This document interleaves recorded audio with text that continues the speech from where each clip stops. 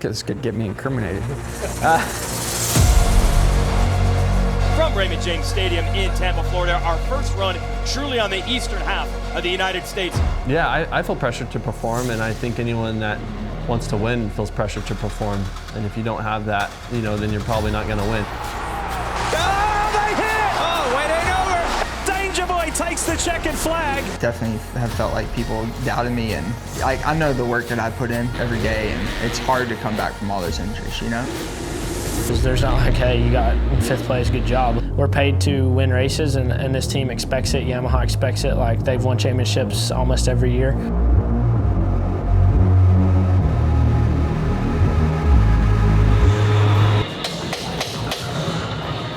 I've been on a factory team my whole career, and then I lost my factory ride and didn't have anything as far as a factory ride goes. So talked to all the teams and everyone was full and stuff. It just didn't work out. My agent is really close with Bobby, and he called me and told me we were actually at one of the rounds and I was eating dinner. And he's like, Bobby wants to talk to you in the lobby of the hotel whenever you get done with dinner. What time can you meet him? And it all worked out, and I was just I couldn't stop smiling at dinner that night, you know? There's no doubt in my mind that I can be battling with Hunter every week and getting a good start and just putting some pressure on him and be battling right there. That's the goal moving forward, is just try to be battling for as many wins as we can. This year, I feel like I've gotten a lot better speed-wise and qualifying, heat races, like all that. I'm up there, close to the front, if not first. So I was ready to go west, I was ready to go east, I was ready to go to one. I felt great off season. I had the best off season by far I've ever had, and just trying to get better. I feel like I've had good pace all year. Thrasher leads the way for that Monster Energy Yamaha Star Racing machine, and right behind him is Jordan Smith, his teammate. Oh no! Down goes Jordan Smith. Just hit a little bit of a slick spot. Came back to second, so it's always good to go down the first lap of a heat and be able to still finish second.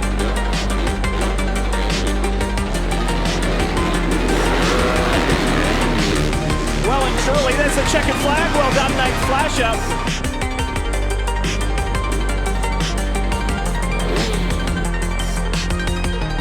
Daniel spoke about it, Ricky spoke about it, he learned a lot. He's going to convert that education into a victory.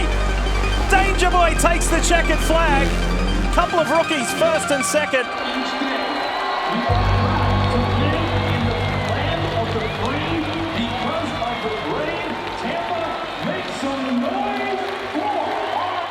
Just going to click off my laps, do the same thing I did, get a good start, put myself in a good position, and if I do that, I feel like I can win.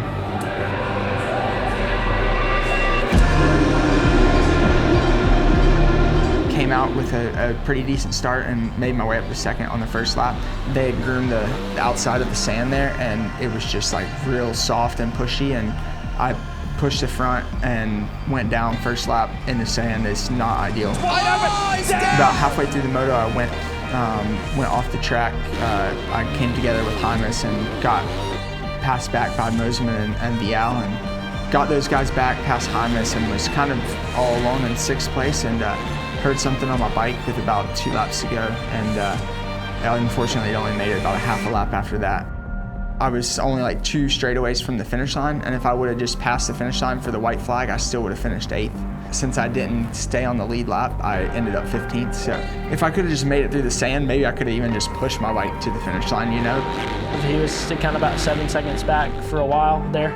Once he got into second, I kept the gap pretty much the whole time, and it's so hard once you get in the lappers. You're the first one through, and I should have been a little bit more aggressive through them, but I was kind of had a big lead. It's tough because, I mean, they can take you down just as quick, you know what I mean? It's not their fault, but it's just how it is. There, even on last lap, I think I had 3 seconds over the finish line, and then got into the whoops, and there was 3 wide, and was stuck behind them the whole whoop section, and well, it felt like we were doubling the whoops, so we were going super slow, and he just sucked up on the back of me. He's in a better spot. The crowd knows it. Oh, they hit!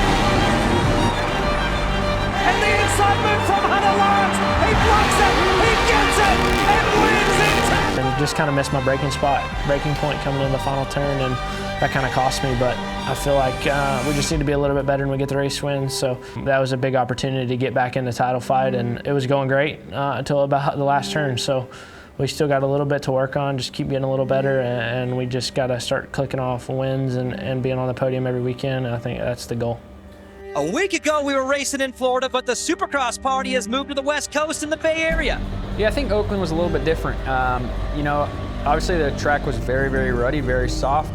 I would say probably one of the most technical Supercross tracks we've had in a long time that I can remember.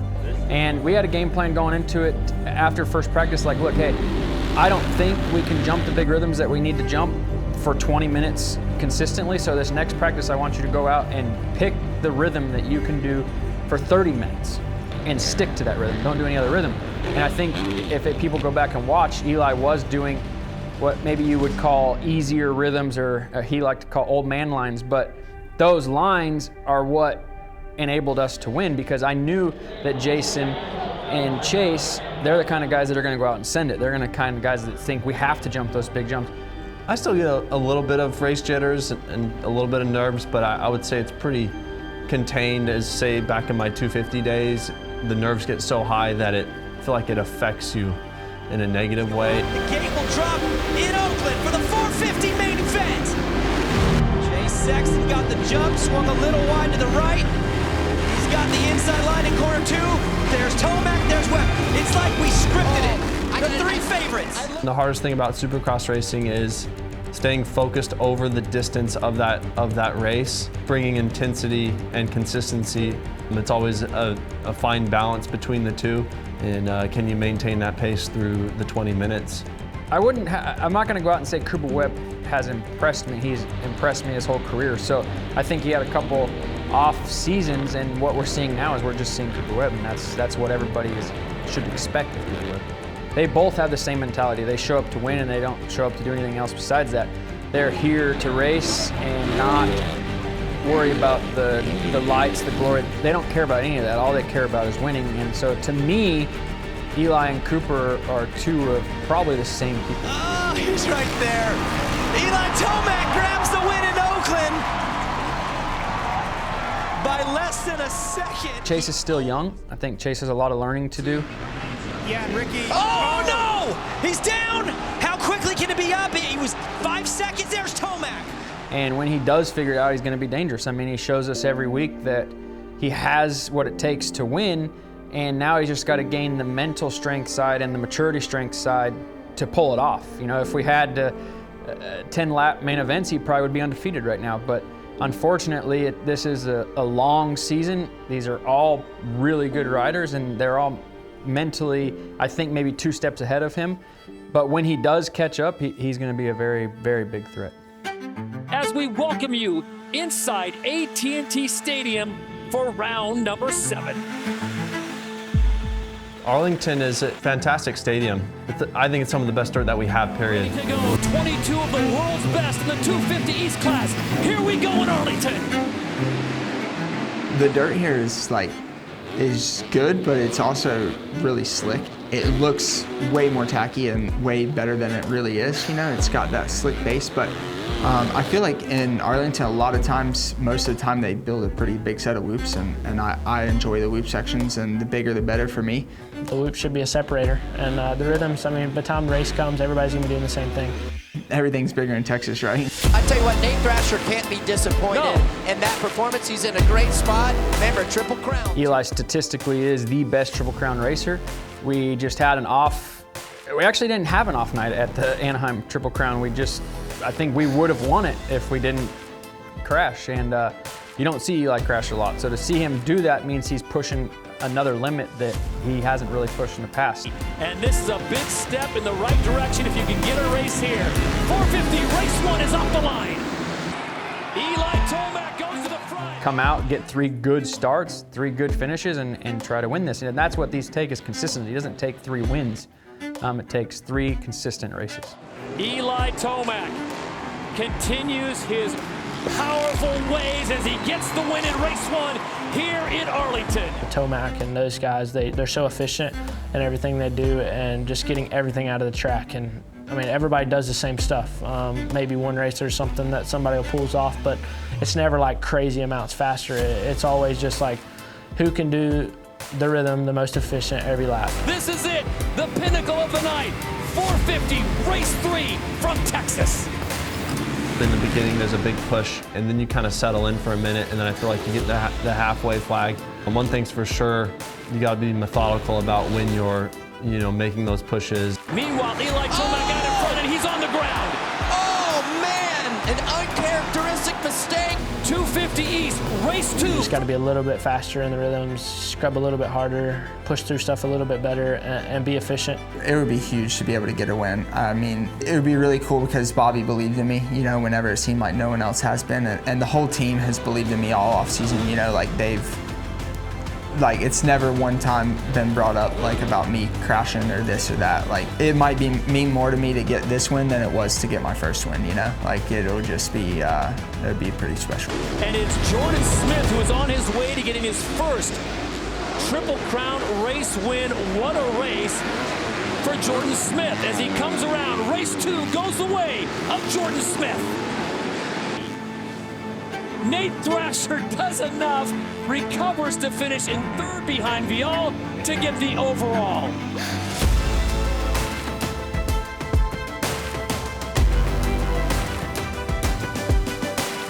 So yeah, I can announce that I've signed up for motocross in the final 3 SMX rounds. I was lucky enough to be able to have that decision, be able to have that option of saying, yes, I can be done in Supercross, or you can sign up for motocross, and the Monster Energy Star Racing Yamaha team let me do that. So basically it was, I'm having too much fun, I'm having too much success, why stop now?